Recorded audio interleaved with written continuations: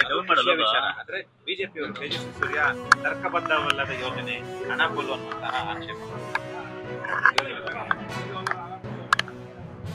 ಮಾನ್ಯ ಸಂಸದರಾದಂಥ ತೇಜಸ್ವಿ ಸೂರ್ಯ ಅವರು ತುಮಕೂರಿಗೆ ಮೆಟ್ರೋ ತಗೊಂಡು ಹೋಗೋದ್ರ ಬಗ್ಗೆ ಅವರು ಒಂದಿಷ್ಟು ಆತಂಕವನ್ನು ವ್ಯಕ್ತಪಡಿಸಿದ್ದಾರೆ.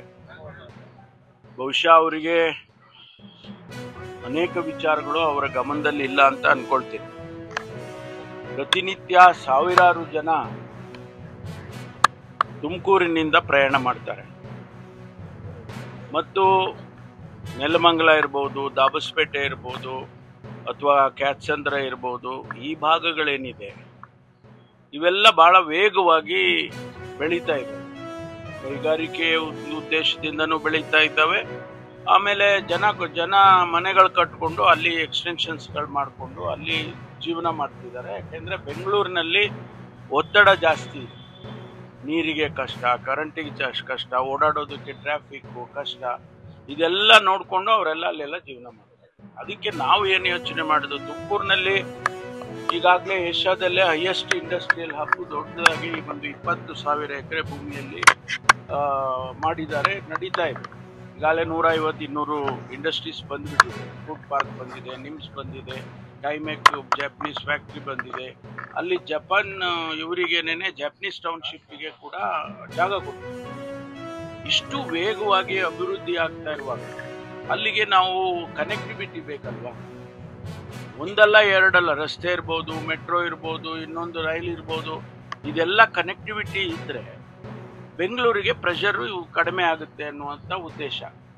ನಮ್ಮ ಈ ಬೆಂಗಳೂರನ್ನ ಬೆಳೆಸುವಂಥ ಸಂದರ್ಭದಲ್ಲಿ ನಾವೆಲ್ಲ ಯೋಚನೆ ಮಾಡಿದ್ದು ರಾಮನಗರ ಇರ್ಬೋದು, ಕೋಲಾರ ಇರ್ಬೋದು ಮತ್ತು ತುಮಕೂರು ಇರ್ಬೋದು, ಈ ಟೌನ್ಶಿಪ್ಗಳನ್ನು ಹತ್ತಿರದಲ್ಲಿರ್ತಕ್ಕಂಥ ಪಟ್ಟಣಗಳನ್ನು ಬೆಳೆಸಿದರೆ ಬೆಂಗಳೂರಿಗೆ ಪ್ರೆಷರ್ ಕಡಿಮೆ ಆಗುತ್ತೆ ಮತ್ತು ಎಕ್ಸ್ಪ್ಯಾನ್ಷನ್ ಕೂಡ ಆಗುತ್ತೆ ಅಂತೇಳಿ ಉದ್ದೇಶ ಇಟ್ಕೊಂಡು ಮಾಡಿದ್ದೇವೆ. ಈಗಾಗಲೇ ನಾನು 2-3 ವರ್ಷದ ಹಿಂದೆನೇನೆ ಇದನ್ನು ಪ್ರಸ್ತಾಪ ಮಾಡಿದ್ದೆ. ಮೆಟ್ರೋ ತುಮಕೂರಿಗೆ ಮೆಟ್ರೋ ರೈಲನ್ನು ತೊಗೊಂಡು ಹೋಗಬೇಕು ಅಂತೇಳಿ. ಅಲ್ಲಿಂದ ಇಲ್ಲಿವರೆಗೂ ಚರ್ಚೆಗಳಾಗ್ತಾ ಇದೆ, ಎಲ್ಲ ಆಗ್ತಾ ಇದೆ. ನಾವು ಈ ಸಂದರ್ಭದಲ್ಲಿ ಮಾನ್ಯ ಮುಖ್ಯಮಂತ್ರಿಗಳು ಬಡ್ಜೆಟ್ನಲ್ಲಿ ನಾವು ಇದನ್ನು ಪರಿಶೀಲನೆ ಮಾಡ್ತೀವಿ ಅಂತ ಬಡ್ಜೆಟ್ನಲ್ಲಿ ಹೇಳಿದರು. ಫೀಸಿಬಿಲಿಟಿ ಸ್ಟಡಿ ಮಾಡ್ತೇವೆ ಅಂತ ಫೀಸಿಬಿಲಿಟಿ ಮಾಡಿದರು. ಫೀಸಿಬಿಲಿಟಿಯಲ್ಲಿ ಅವರು ಪಾಸಿಟಿವ್ ಆಗಿ ಕೊಟ್ಟಿದ್ದಾರೆ. ಈಗ ಅದಾದ ಮೇಲೆ ನಾನು ಒಂದು ಸಭೆ ತಗೊಂಡು ಎಲ್ಲರಿಗೂ ಮಾತನಾಡಿ ಚರ್ಚೆ ಮಾಡಿ DPR ಮಾಡೋದಕ್ಕೆ ಅನುಮತಿಯನ್ನು ಕೊಟ್ಟಿದ್ದಾರೆ. DPR ಮಾಡಿ ಆನಂತರ ಅದರ ಡೀಟೇಲ್ಸ್ ಎಲ್ಲ ಬಂದ ಮೇಲೆ ಅದಕ್ಕೆ ಕಾಸ್ಟು ಅದೆಲ್ಲ ವರ್ಕೌಟ್ ಮಾಡಿ ಎಲ್ಲಿಂದ ನಾವು ಹಣ ತರ್ಬೋದು.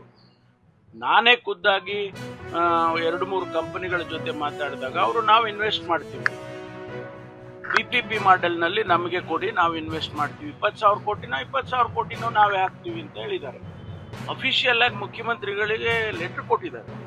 ನಾವು we are ready to invest in Karnataka ಅಂತೇಳಿ ಮಿಡ್ಲ್ ಈಸ್ಟಿಂದ ಖತಾರಿಂದ ಅಂತ ಕಾಣಿಸುತ್ತೆ ಅವರು ಕೊಟ್ಟಿದ್ದಾರೆ.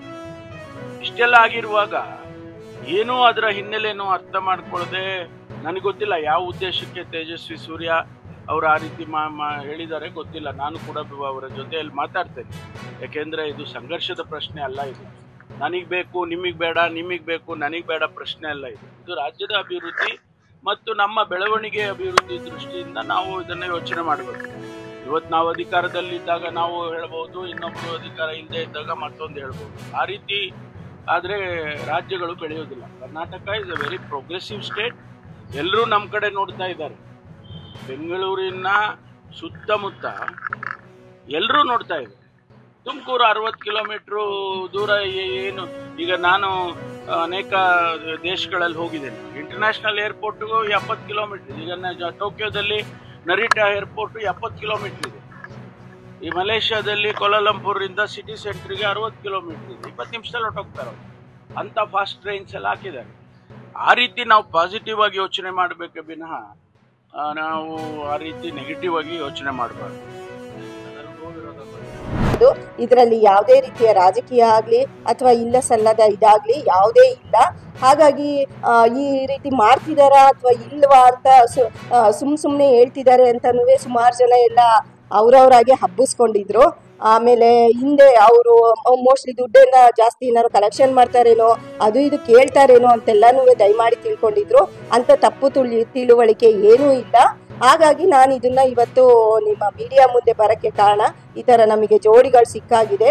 ನಾವು 6ನೇ ತಾರೀಕು ಈ ಜೋಡಿಗಳನ್ನೆಲ್ಲ ಇಲ್ಲಿಂದ ಕರ್ಕೊಂಡು ಹೋಗ್ತಾ ಇದ್ದೀವಿ. 7ನೇ ತಾರೀಕು ಬೆಳಗ್ಗೆ 10:30ರಿಂದ 11:30 ಶುಭ ಲಗ್ನದಲ್ಲಿ ಅವ್ರಿಗೆಲ್ಲನೂ ನಾನು ಹೇಳಿದ್ದ ಅಡ್ರೆಸ್ಸಲ್ಲಿ ಅವರಿಗೆ ಲಗ್ನ ಕಾರ್ಯಕ್ರಮ ಇರುತ್ತೆ. ದಯಮಾಡಿ ಇದ್ರ ಬಗ್ಗೆ ಏನೇ ಇದ್ರೂ ನಾನು ನಿಮ್ಮ ಪ್ರೆಸ್ ರಿಪೋರ್ಟಲ್ಲಿ ಕೇಳ್ಕೊಳ್ಳೋದೇನು ಅಂದರೆ, ಇಲ್ಲ ಸಲ್ಲದ ಊಹಾಪೋಹಗಳು ಯಾರೇ ಆದ ಮಹಿಳಾ ಸಂಘಟನೆಗಳಿರ್ಬೋದು ಅಥವಾ ಹಿಂದೆ ಏನಾದರೂ ಹೇಳಿದ್ರು ಈ ಥರ. ಆಮೇಲೆ ಚಿತ್ರದುರ್ಗದಲ್ಲೇ ಯಾಕೆ ಮಾಡ್ತಿದ್ದೀರಾ ಅಂತಲೂ ಬಂತು. ನೀವೆಲ್ಲ ಹಾಸನದವರು, ಹಾಸನದಲ್ಲೇ ಸಾಮೂಹಿಕ ಮಹಿಳೆ ಎಲ್ಲ ನಡೆಯುತ್ತಲ್ಲ, 20 ಜೋಡಿ ನಡೆಯುತ್ತಲ್ಲ, 21 ಜೋಡಿ ನಡೆಯುತ್ತಲ್ಲ, ನೀವು ಯಾಕೆ ಚಿತ್ರದುರ್ಗ ಅಂತಂದರೆ ನಮಗೆ ಕರ್ನಾಟಕಕ್ಕೆ ಸೆಂಟರ್ ಪಾಯಿಂಟ್ ಬಂದು ಚಿತ್ರದುರ್ಗ.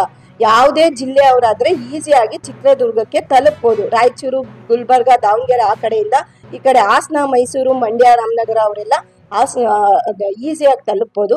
ಹಂಗಾಗಿ ನಾವು ಚಿತ್ರದುರ್ಗ ಒಂದು ಐತಿಹಾಸಿಕ ಸ್ಥಳ. ಇದು ಒಂದು ಐತಿಹಾಸಿಕವಾದಂತಹ ಕಾರ್ಯಕ್ರಮ. ಏನಂದರೆ 1008 ಜೋಡಿಗಳನ್ನ ನೋಡೋದೇ ಒಂದು ಐತಿಹಾಸಿಕ ಅನ್ಕೊಂತೀನಿ. ಹಂಗಾಗಿ ಇಲ್ಲ ಸಲ್ಲದ ಏನೇನೋ ಊಹಾಪೋಹಗಳಿಗೆ ಅಥವಾ ಮಹಿಳೆಯರೇ ಆಗಲಿ, ನಮ್ಮ ರಾಜ್ಯಾಧ್ಯಕ್ಷರಾದಂಥ GT ಚಂದ್ರಶೇಖರ್ ಅವ್ರ ಬಗ್ಗೆ ಆಗಲಿ ಇಲ್ಲ ಸಲ್ಲದ